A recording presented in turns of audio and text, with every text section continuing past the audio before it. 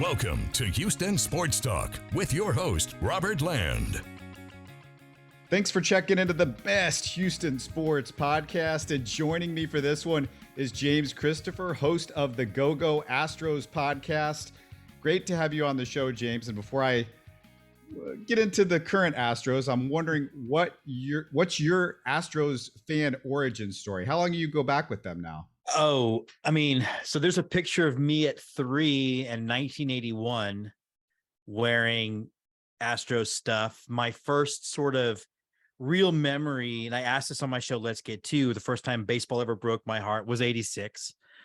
So I go back a long way. I go back away so far that I still get excited about making the World Series, even if we don't win, because that just never happened before. So I go back to where this was a thing. So yeah, I've told people that this insignia that you see on my hat, I've had for, 40 some odd years. It was one of the giveaways at the old Astrodome. Wow. And I just got it sewed onto a hat. It had been sitting in a box for many, many years doing nothing. And I was like, well, I need to do something with this. And it's kind of a collector's item now, I'm sure. I'm just wondering what made you want to jump into the podcast game. I've been doing this thing for 9 years. And when I got involved, there wasn't a whole lot of competition, not a whole lot of Astros stuff. What made you guys want to try this? Well, the funny thing is the Astros part really came third. So I'm actually have an independent film background. I've been making independent films in Austin, Texas for 15 years.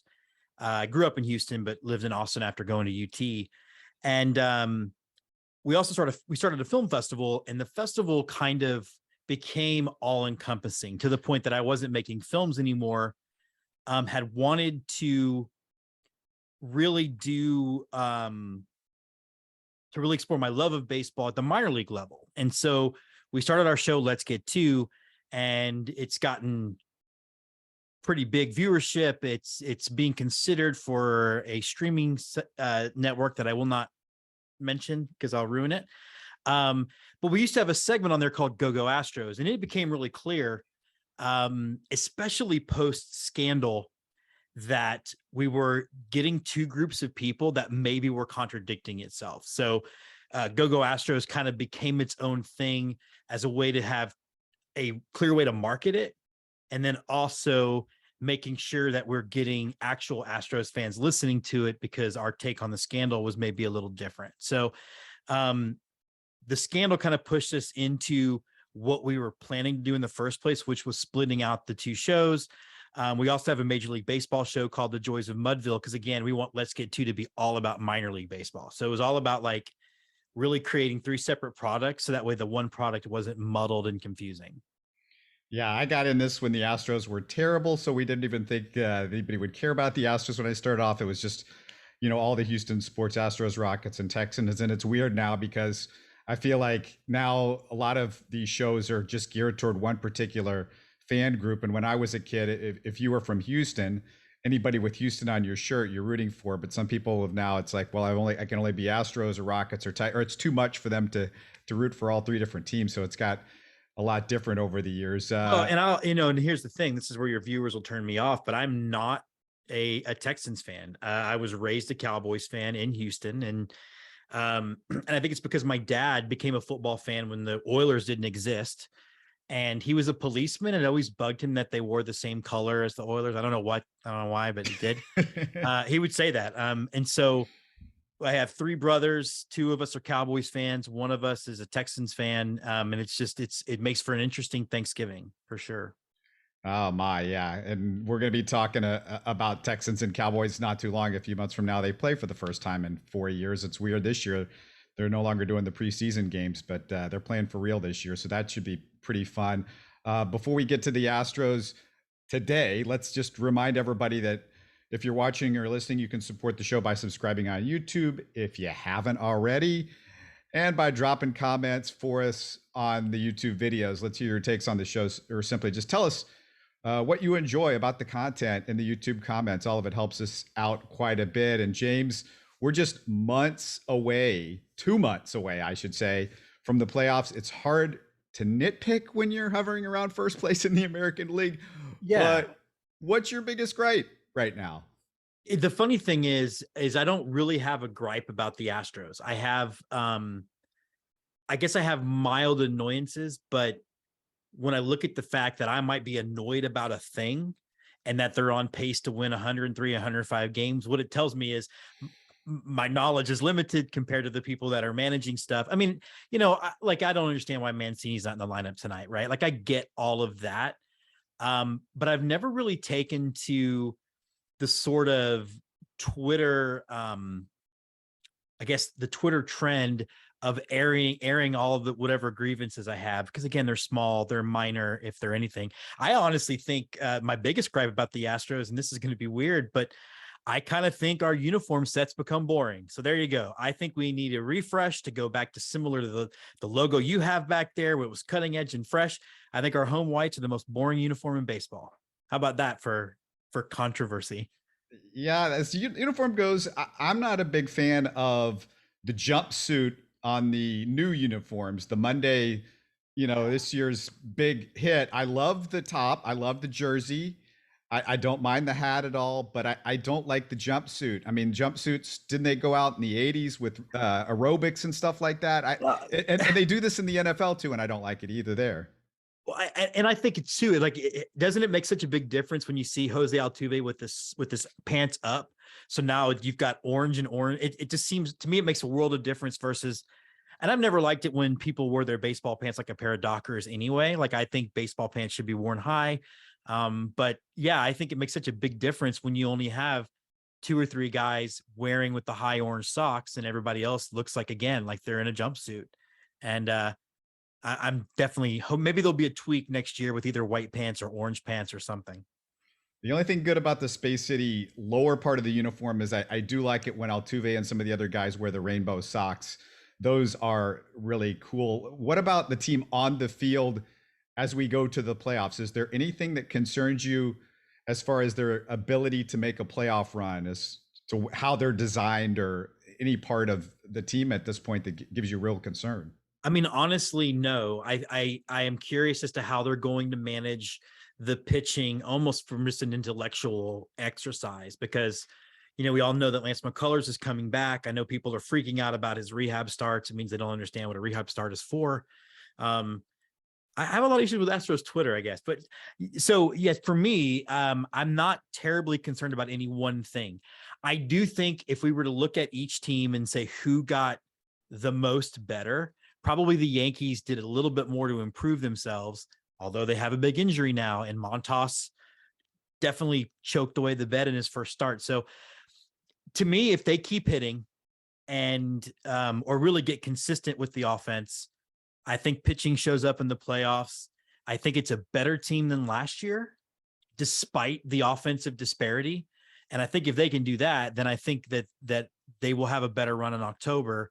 I just hope that it's not an NL East team that we run into, because I don't know if we can do that. And if it's the Mets, then I'm just going to sit in the fetal position and suck my thumb, because I don't know. But, I obviously have the same concerns everybody else does about center field, right? Like it is a below average performing position, no matter who's in there. And they weren't able to make a move in that direction. I don't think moving Tucker to center is an option, because you have one of the best defensive right fielders. Why would you then make everybody a little weaker? So obviously I have those concerns, but I still think they are the best team in the American League for sure.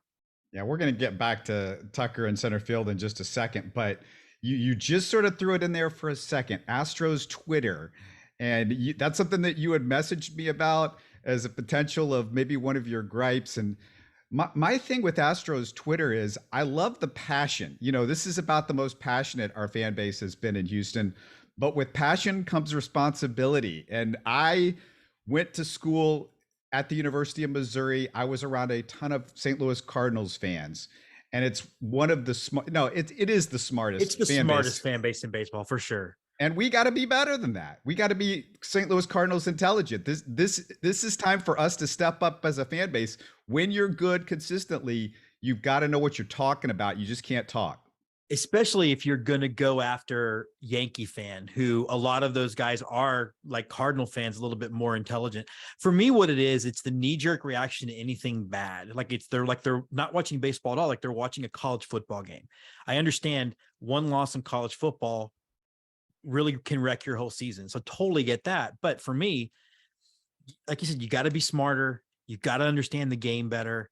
And you got to understand that when you're 11 games up, Dusty's going to rest some people because the last thing you want to do is run out of gas going into October.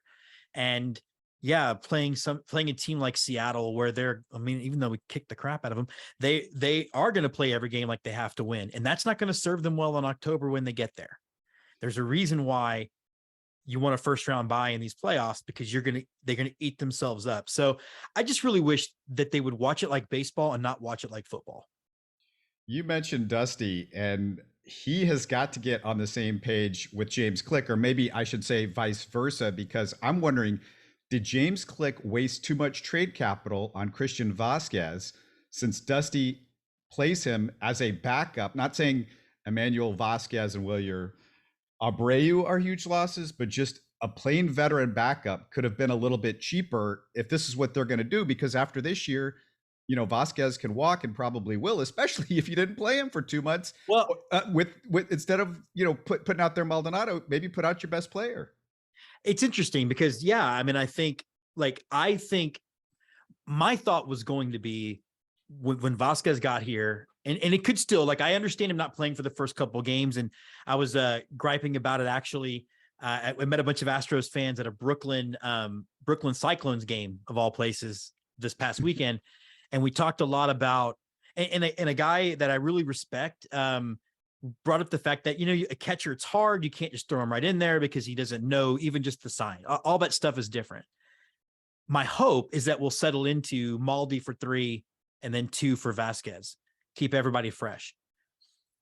To your larger question, and it is something that I noticed in the way Dusty reacted to the press conference, it's almost like we didn't see Moneyball and we didn't realize that teams are built by GMs and managers have to play them the way they're built. And I understand, I like Dusty. I think he was the right guy, right time. I'm not a big blame the manager guy. But it does seem like you have these tools at your disposal, one of which is Trey Mancini, who could theoretically play in 3 different spots. And he only hit 3 home runs for his first hit. Why is he not playing today? Why are we rolling out there with Jake Meyers? I do agree with you that I don't think Vasquez is being used correctly, but I think it'll come to it to prove that it's not a waste. I think that it will end up being a pick that will work out for us.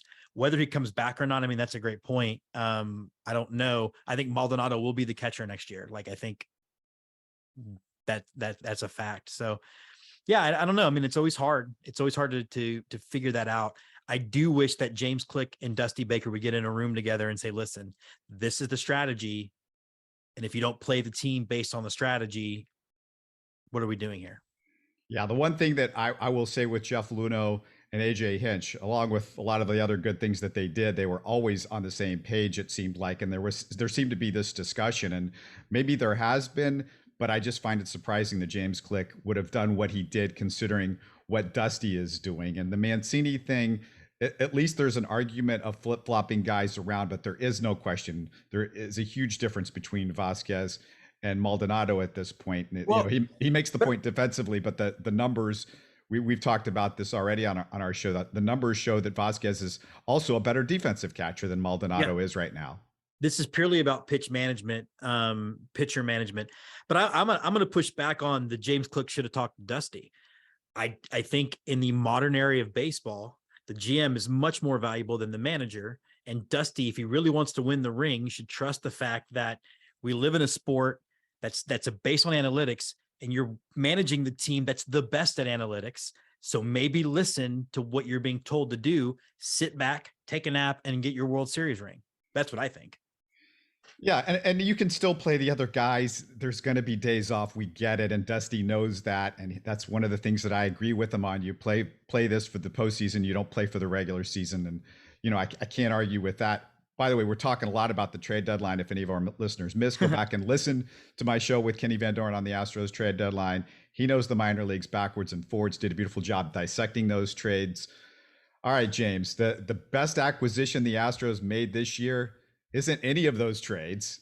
It's re-signing Justin Verlander. But as great as he's been, he's 39 years old, coming off a Tommy John surgery. Did they need to sit him down for a couple of starts, or do they need to do something about the innings that he's racking up before the end of the season? Well, I think we're going to stay in a 6-man rotation. And I think it goes back to a point I wanted to make just a second ago. Yeah, Dusty gives a lot of guys a days off, but he's provided with a spreadsheet of who gets a day off when. Like he's not deciding who necessarily when. But I think we're going to go 6-man rotation. I do think you will see Justin Verlander maybe have a starts where he just goes 5, just enough to qualify for the win, because that's important to him. Like, it's not important to every pitcher, but it's still, he's an old school guy.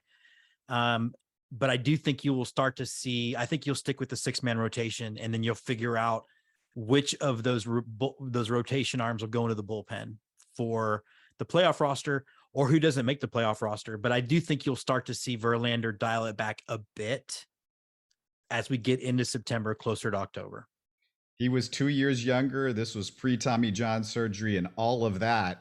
And Justin Verlander, as you remember, he still seemed like he had worn down in 2019 before that postseason with all the innings that he racked up going for a Cy Young that year. So that's why I bring it up. It's not just the Tommy John surgery. It's not just the age. It's, that was an issue a couple of years ago too.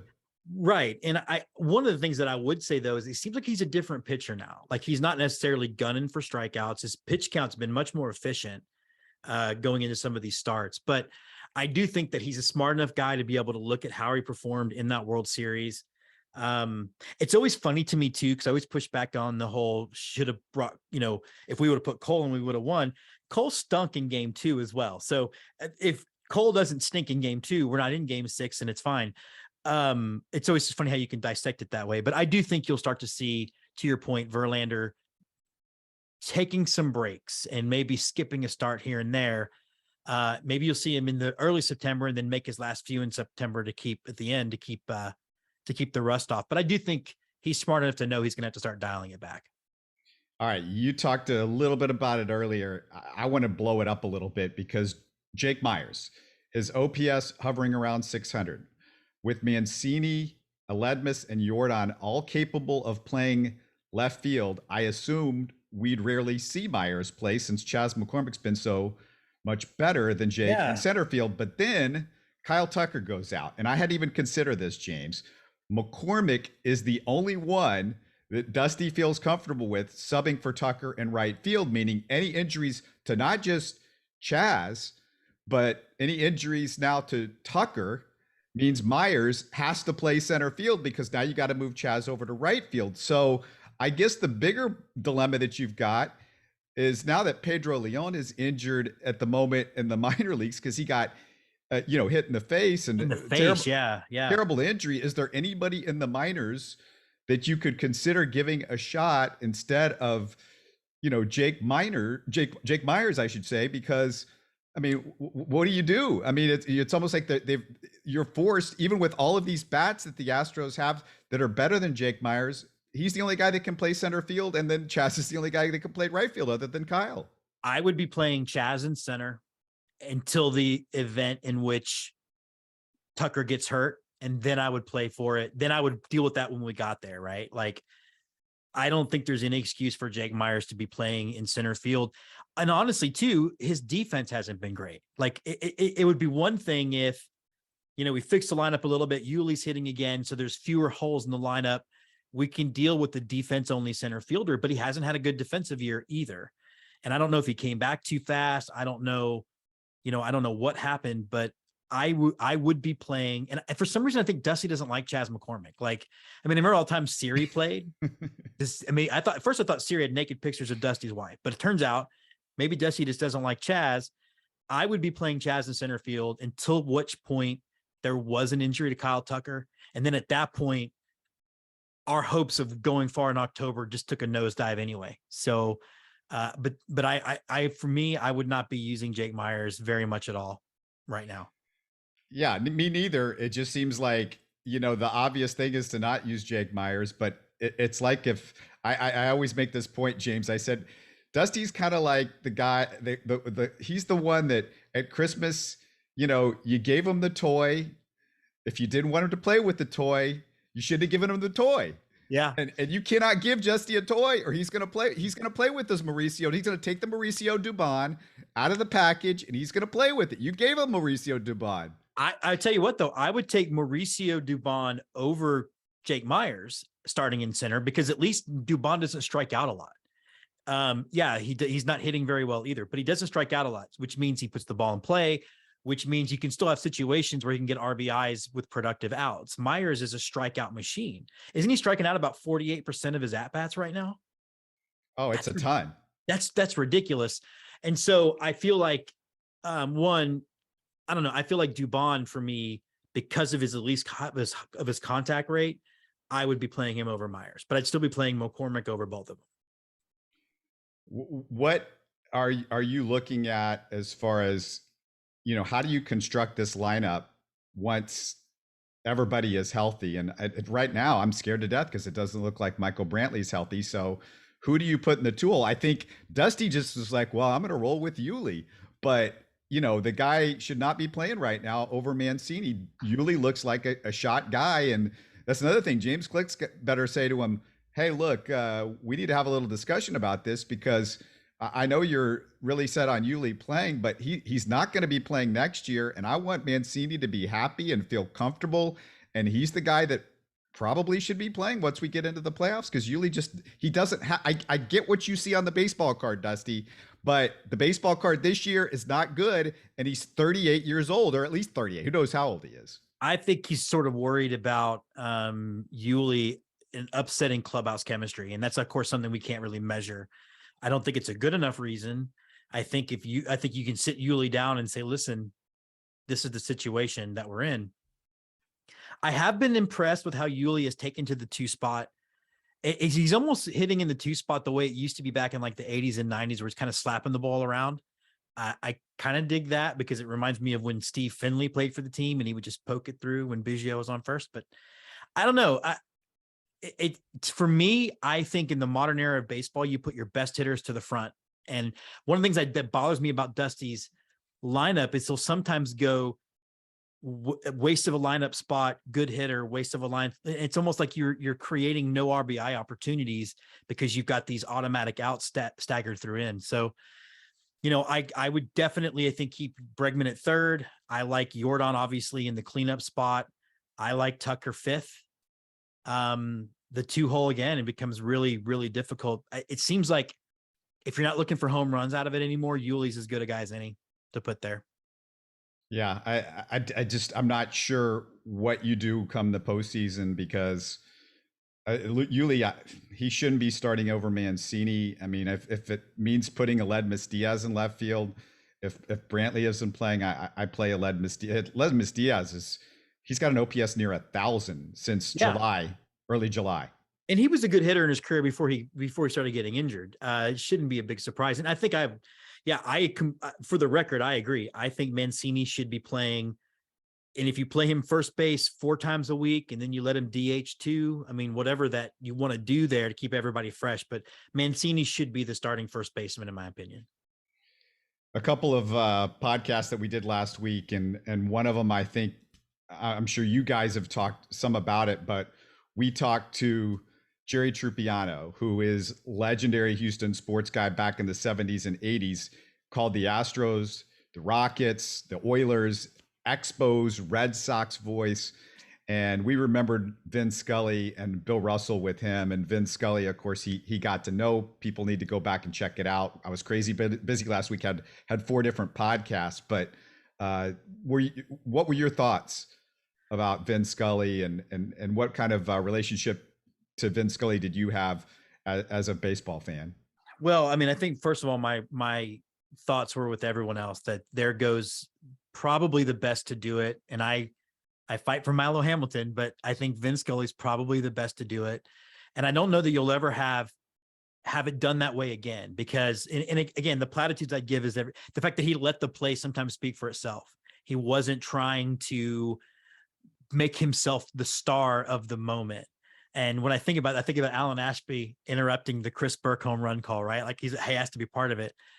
My first sort of memory of Vince Scully, and it's interesting because the memory is weird. And I was 11 or 12, and it was Kirk Gibson's home run, and I don't know if it was if I saw his call first or did I hear it later. But that's the call I associate with that home run. Was him coming up, and then and then you watch the Ken Burns baseball, and you hear. So now you have the background of how much pain he was really in, and just I think that was the first call for me that I was like, he's different. And obviously saw him or heard him covering playoff games and whatnot. But I think it was, I guess, probably the most iconic one. I know it's an easy answer, but I think it's the most iconic one for me. Of course, yeah. It's the easy answer sometimes is the best answer, and just got to go check that out if you haven't heard it, for anybody that's listening right now. And I also want to remind all our listeners that we also had a great podcast with Jason Braddock all about actual hope for the Texans this year. He gives us a lot of great insight for training camp. Yeah, there's hope. The first preseason game is Saturday.